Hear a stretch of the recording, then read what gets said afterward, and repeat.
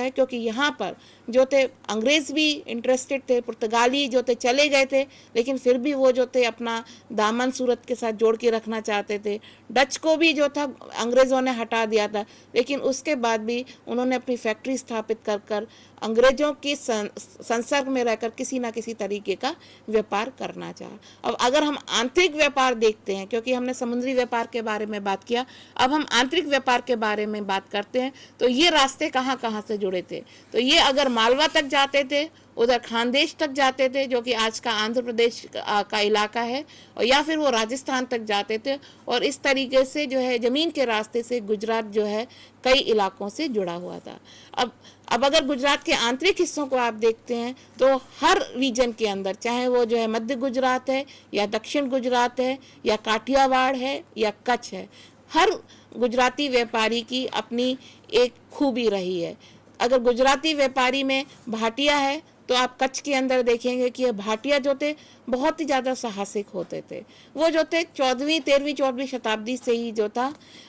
समुद्र पार कर कर जो है वेस्ट एशिया के अंदर जाने लगे। वो ओमान में स्थित हो गए, मस्कट उनका सेंटर था, लेकिन 17वीं शताब्दी में आते आते तक उन्होंने और साहसिक काम किया और अपने आप को दक्षिण पूर्व एशिया और जो है सोहाली कोस्ट या ईस्ट अफ्रीका तक लेकर जाके आए। काठियावाड़ के उसमें हम देखते हैं तो अरबों के आने की वजह से वहाँ पर इस्लामाइजेशन हो चुका था, तो खोजा है या जो है बोरा है, उसने भी भाटियाओं की तरह जो है अपने आप को जो है वेस्ट एशिया में स्थापित किया, दक्षिण अफ्रीका में तक जाने का प्रयास किया, साथ में दक्षिण पूर्व एशिया में भी जाकर उन्होंने स्थापित किया। इसके अलावा जो एक और वर्ग सामने आया वो लोहाना आया। लोहाना जो था, जो व्यापार कर रहा था, उसकी व्यापार की पद्धति थोड़ी सी हमें डिफरेंट देखने को मिलती है गुजराती भाटिया से। गुजराती भाटिया जो था शासन में मदद करता था, पर्टिकुलरली जब आप ईस्ट अफ्रीका के संदर्भ में देखते हैं तो उन्होंने इतनी हाई पोजीशंस पाई थी। जैसे जयराम शिवजी का नाम बहुत सारे बच्चे जानते हैं, वो जो थे मुंद्रा के थे, वो जाकर बाद में कस्टम हाउस में उनको अपॉइंट किया है सुल्तान सैयद ने कि 19वीं शताब्दी के अंदर कि आप जो है कस्टम ऑफिसर हैं। तो वो पूरा का पूरा जो था ईस्ट अफ्रीका का ट्रेड संभालते थे। जिस तरीके से आपको एक तूफान सेठ का नाम भी मिलता है, वो उनका जो एक सेंट था उनके उसमें थारिया तूफान, वो जाकर जो हैगा जांजीबार के अंदर जो है इतनी संपत्ति बनाता है, व्यापार करता है, यहाँ तक कि वो जो है ज़रूरत पड़ने पर शासक को जो हैगा लोन भी देता था। इसी तरीके से अगर आप सूरत के संदर्भ में देखें तो हमें पारिक परिवार का नाम मिलता है। सूरत के जो पारिक थे वो 17वीं शताब्दी में वो जाने माने जौहरी थे। इसी तरीके से कुछ हमें झवेरी टाइटल्स भी मिलते हैं जो आज भी बड़ी बड़ी फर्म्स स्थापित कर कर बॉम्बे में अपना लोहा मनवा चुके हैं। ये लोग भी 17वीं शताब्दी के अंदर जो थे व्यापार करना शुरू कर देते। तो उन्होंने जो था केवल लोकल ट्रेड को कंट्रोल नहीं किया, उन्होंने जो है शासन में भी व्यवस्था की है। इसी तरीके से भरूच के जो व्यापारी हैं उन्होंने भी जो है भरूच के जो नवाब थे उनको जो है समय समय पर युद्ध लड़ने के लिए पैसा दिया। तो इस तरीके की प्रणाली जो है चलने लगी, तो व्यापारी और शासक दोनों मिलकर जो हैंगे व्यापार की उन्नति में लगे हुए थे, और उस तरीके से जो भी प्रॉब्लम्स हो रही थी किसी भी तरीके की इकोनॉमी को सम्मिलित करके व्यापारियों ने इसको सुलझाया। एक और आयाम जो व्यापारियों के साथ गुजरात में जुड़ा हुआ है कि जो आर्टिजन्स थे और जो व्यापारी थे उनके बीच में क्या संबंध था, वो भी हमें देखने की ज़रूरत पड़ जाती है। क्योंकि गुजरात के अंदर जो सबसे ज़्यादा खासियत ये थी कि वो केवल कच्चा माल ही नहीं बेचते थे, वो तैयार माल भी बेचते थे। तो आप इस चीज़ को देखिए, जैसे कि हमारे यहाँ जो है किसी भी गांव में अगर हम जाते हैं तो कोई भी दरवाज़ा जो होता है घर का उसके ऊपर बहुत ही अलंकृत तरीके से किया जाता है। तो जो गुजरात के सुथार थे वो जो थे बहुत दक्ष थे पत्थर पर नक्काशी करने के लिए। आप अहमदाबाद के अंदर देखिए, आप जो है चांपानेर जो 15वीं शताब्दी की राजधानी थी वहाँ पर देखिए कि जैन आर्किटेक्चर का आपको बहुत ही स्मूथ कार्विंग, खूबसूरत कार्विंग देखने को मिलती है। तो इसी तरीके का काम उन्होंने लकड़ी के ऊपर करना शुरू कर दिया। लकड़ी पर नक्काशी करने का कार्य जो है गुजरात में ही नहीं मालाबार में भी होता है, केरला के अंदर भी होता है, ये चीज़ आपको पंजाब में भी देखने को मिलेगी। और दरवाज़ों को खूबसूरत तरीके से बनाना घर के, ये भी एक भारत का बहुत ही पुराना रिवाज है। गुजरात के अंदर ये चीज़ जो है 17वीं शताब्दी से लेकर 19वीं शताब्दी में बहुत पनपी, और काठियावाड़ और कच्छ के इलाकों में जो वहाँ के सुथार थे उन्होंने ये नक्काशी का काम किया, और बाद में इसमें इतनी दक्षता हासिल की हुई थी कि जब गुजराती व्यापारी भारत गुजरात के हिस्सों को छोड़कर, चाहे तो वो दक्षिण पूर्व एशिया में गए, या वो जो है ईस्ट अफ्रीका में गए, या ओमान में थे, या जो हैगा एदेन में चले गए, तो वहाँ पर भी ये जो है दरवाजे अपने साथ लेके गए। या तो दस्तकार इनके साथ गए, या इन्होंने उन दरवाज़ों के पीसेस को जो है रख लिया, और उसको जो है इन जो जहाज़ जाते थे, कोटिया है या बेटला है या गांजो, जो यहाँ से 17वीं शताब्दी के अंदर जा रहे, उन पर ये सामान चल के गए। तो एक तरीके से जो है ज़रूरत की जो चीज़ है या मकान बनाने की पद्धति जो आपको अपने गुजरात के अंदर मिलती है, वो सब चीज़ें जाकर आपको इन स्थानों पर देखने को मिलती है। ज़ांज़ीबार इसका एक बहुत ज़िंदा उदाहरण है कि अगर आप ज़ांज़ीबार के स्टोन टाउन के अंदर जाते हैं तो आपको जो है ना जो घर मिल रहे हैं गुजराती व्यापारियों के, वो उन घरों से बिल्कुल भी भिन्न नहीं है जो आपको काठियावाड़ के अंदर, चाहे भावनगर में मिले, चाहे आपको जो है जामनगर के अंदर मिले, या कच्छ के भुज में मिलते हैं, या अंजार में मिलते हैं, या मांडवी में मिलते हैं, या जखाओ में मिलते हैं, या लखपत में हवेलियाँ मिलती हैं। बिल्कुल उसी तरीके की हवेलियाँ आपको देखने को मिलती हैं। गुजरात के अंदर एक ये परंपरा थी कि गुजराती व्यापारी जब बाजार के अंदर अपना घर बनाता था तो जो नीचे का हिस्सा होता था वो दुकान का काम करता था, और ऊपर के हिस्से में वो लोग रहते थे। तो ये परंपरा उन्होंने दक्षिण पूर्व एशिया के शहरों में, बंदरगाहों में जाकर अपने आप को स्थापित किया, या ओमान में स्थापित किया, या मुम्बासा में स्थापित किया, या जो हैगा ये ज़ांज़ीबार के अंदर गए तो वहाँ पर भी आपको उसी तरीके की कटावदार सड़कें, उसी तरीके के घर मिलते हैं, उसी तरीके की बाजार की स्ट्रीट मिलती है। तो एक व्यक्ति जो सूरत के अंदर या काठियावाड़ के किसी शहर के अंदर, आंतरिक शहर में रहा है, या कच्छ के आंतरिक शहर में रहा है, और बाद में जब वो ईस्टर्न अफ्रीकन कोस्ट पर जाता है, स्वाली इलाका में, चाहे वो मुम्बासा में हो, या मोजाम्बिक में हो, या पेम्बा में हो, या ज़ांज़ीबार में हो, तो उसको बिल्कुल भी ये नहीं लगेगा कि वो अपने गुजरात का जो एनवायरनमेंट है, गुजरात की जो रहन सहन की परंपरा है, उससे कहीं दूर हो जाता है। गुजराती व्यापारी ने 17वीं शताब्दी में ये चीज़ें स्थापित की, लेकिन बहुत सारी चीज़ें हम तक नहीं पहुंचती हैं। तो हम तक ये किस तरीके से पहुंची है, जो मैंने आपको वृत्तांत बताया है, ये किस आधार पे बताया है, ये जानने की ज़रूरत है। क्योंकि 17वीं शताब्दी के अंदर गुजरात में हमें किस तरीके के अध्ययन करने के लिए, इतिहास के लिए सोर्सेज मिल रहे हैं। हमारे पास 6 या 7 तरीके के सोर्सेज होते हैं, क्योंकि 17वीं शताब्दी में एक लिपि थी, फारसी लिपि थी, जो कि जो शासन की लिपि थी, जिसको आम लोग नहीं जानते थे, लेकिन शासन से जुड़े हुए लोग जानते थे। तो फारसी के जो हमें ग्रंथ मिल रहे हैं, जैसे कि मैंने शुरू में आपको बताया कि आईन अकबरी मिल रही है, क्योंकि ये जो थी 1595 में लिखी गई, और 1595 के बाद हमको जो है वो पूरी 16वीं शताब्दी के बारे में बताती है, लेकिन ये जो है हमें 17वीं शताब्दी को समझने के लिए तैयार कर देती है। तो 17वीं शताब्दी के लिए अब हम गुजरात को जानने के लिए किस फारसी सोर्स पर अपने आप को बेस करते हैं, उसको इसके लिए हम तबकाते अकबरी के ऊपर करते हैं। लेकिन 18वीं शताब्दी में गुजरात के अंदर एक ग्रंथ लिखा गया, मीराते अहमदी, वो 18वीं शताब्दी में लिखा गया। 18वीं शताब्दी के सारे डिटेल्स हमको मिलते हैं, वो चाहे सांख्यिकी डिटेल्स हैं, या जो हैंगे वर्णन करते हुए डिटेल्स हैं, चाहे अहमदाबाद शहर का है, या रांदेर शहर का है, या किसी और बंदरगाह का है, चाहे वो साउथ गुजरात, दक्षिण गुजरात में हो, या मध्य गुजरात में हो, या कच्छ या काठियावाड़ में हो। लेकिन जब इन 3 ग्रंथों को फारसी के हम साथ रख लेते हैं तो हमें 17वीं शताब्दी के बारे में पता लगता है। दूसरी प्रकार के जो ग्रंथ हमें मिलते हैं वो यूरोपियन वृत्तांत हैं, जैसे पुर्तगाली आए, डच आए, इटालियन आए,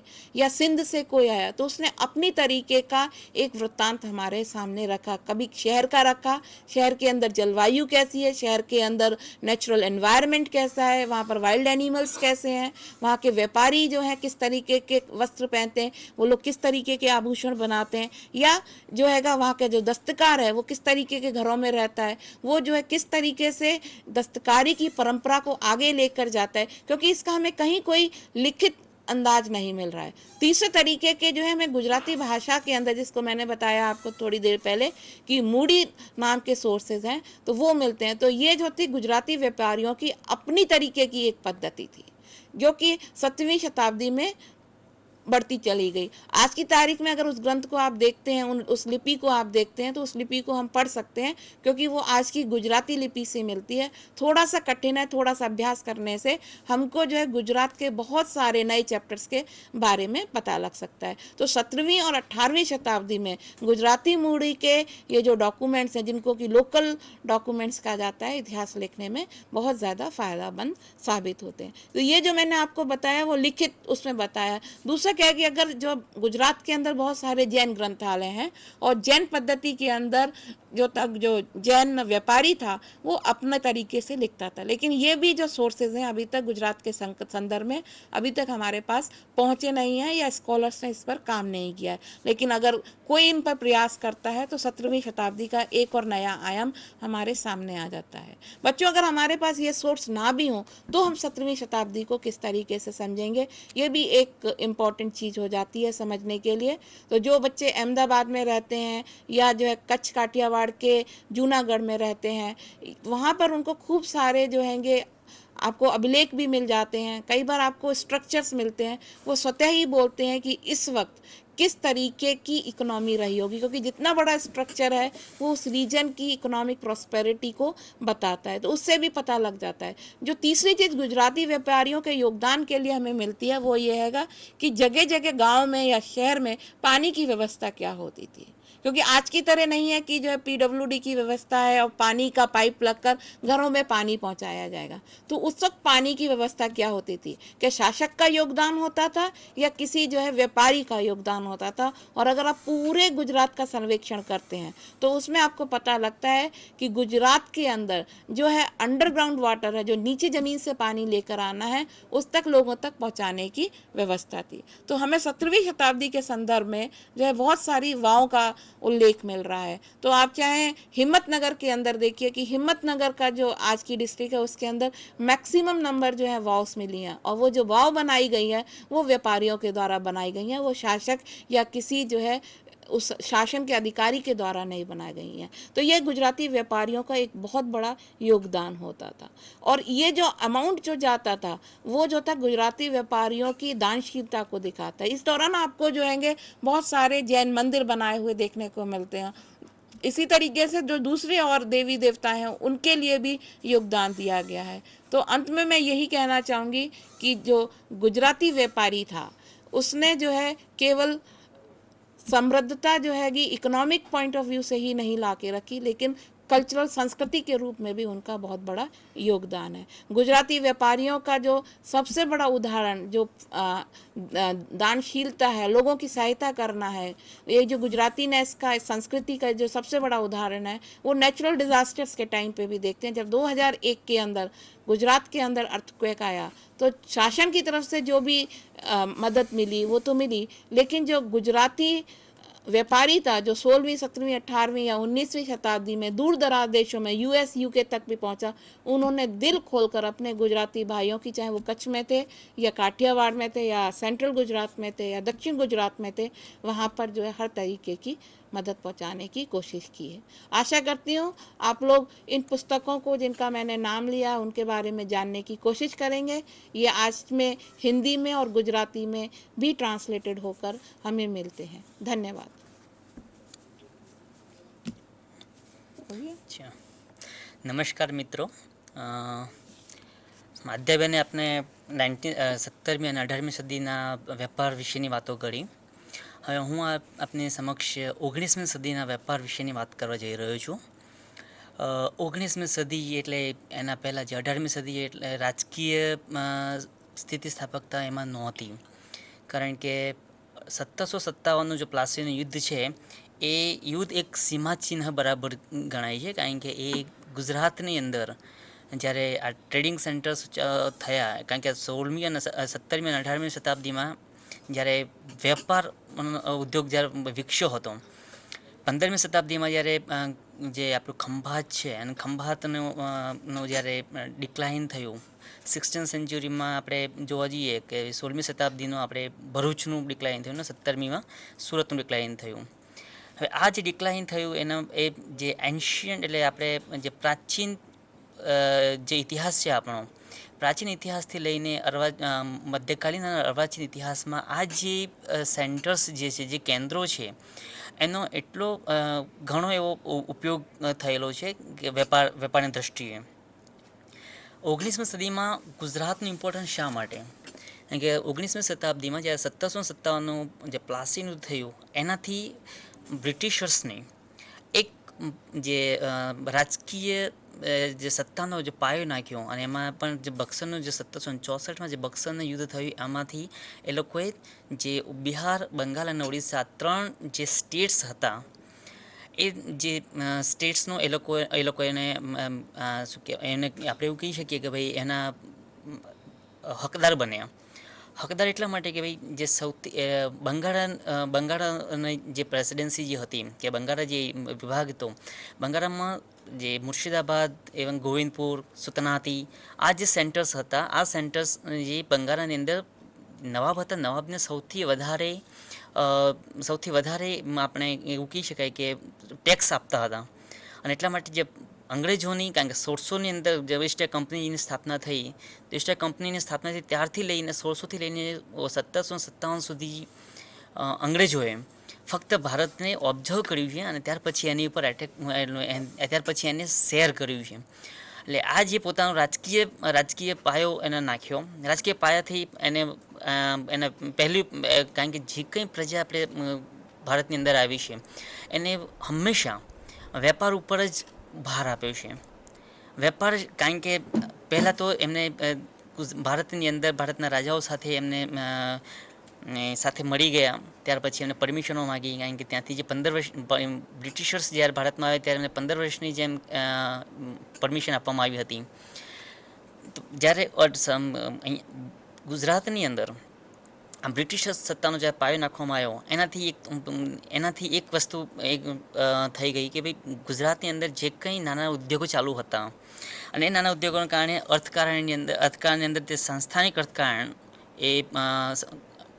પરિણમ્યું હતું. કારણ કે સંસ્થાનિક અર્થકારણ એટલા માટે કે જે ઇમ્પિરિયલ, કારણ કે એમને આખું એક સંસ્થાન ઊભું કર્યું,